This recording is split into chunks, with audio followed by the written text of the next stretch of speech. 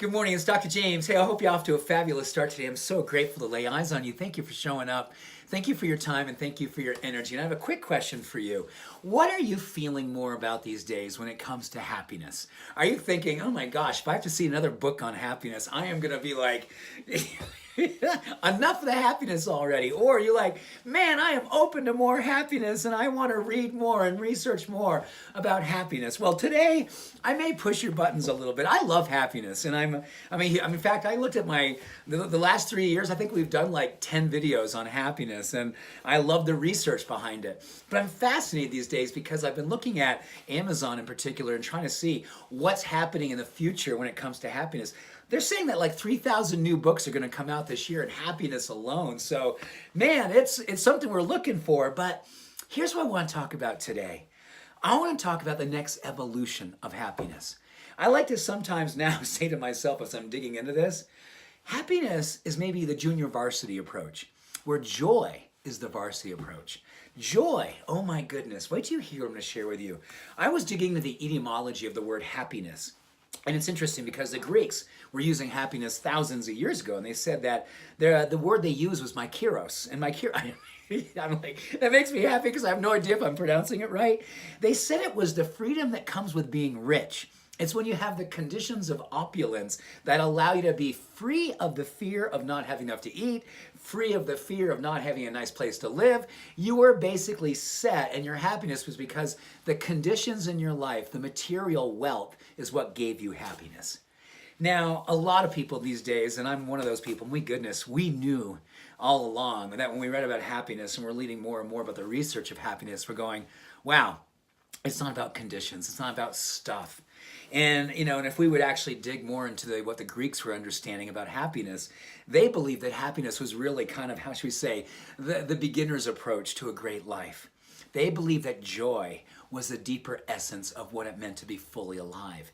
They use the word kairo, which basically means the culmination of being fully alive and fully awake. The culmination of being fully alive and fully awake. They want to say that this aliveness and awakening came when you were connected to your spirit, connected to spirit in a big, wonderful way, and it's understanding the wisdom of life. In fact, when they talk about joy, they say that the antonym or the opposite of joy for them wasn't sadness, it was fear. It was fear of actually embracing a great big life. It was fear of embracing whether or not you could actually see that sadness would come in and challenges would come in and there would be loss. But your willingness to be grateful for all of life was what they used as the highest version. And they used joy, the word kairo, was the ultimate. It was the most important thing that we could be going for. And they went on to say that when we want to cultivate kairo, cultivate joy, the most important practice was seeing the daily blessings and being one with them long enough that you fully recognize them and allow them to imprint upon your soul. Whew, that's deep and that's awesome. Being fully present with the blessings that are all around you every single day and recognize them and being slow enough to see them and being fully with them so they can imprint on your soul. Nothing to do with money, nothing to do with stuff, nothing to do with the conditions. It's more about a being and culmination connection with spiritual understandings of what it means to be fully deepening, what it means to be fully alive. All of life. The challenges, the goodness, the love, the darkness, all of it and understanding in that experience, being grateful for seeing all of it and being one with all of it is where joy, kairo, comes from. And I think happiness is beautiful, and I wish you wonderful material wealth, and I wish you opulence in every level. But I also hold us to maybe a higher standard.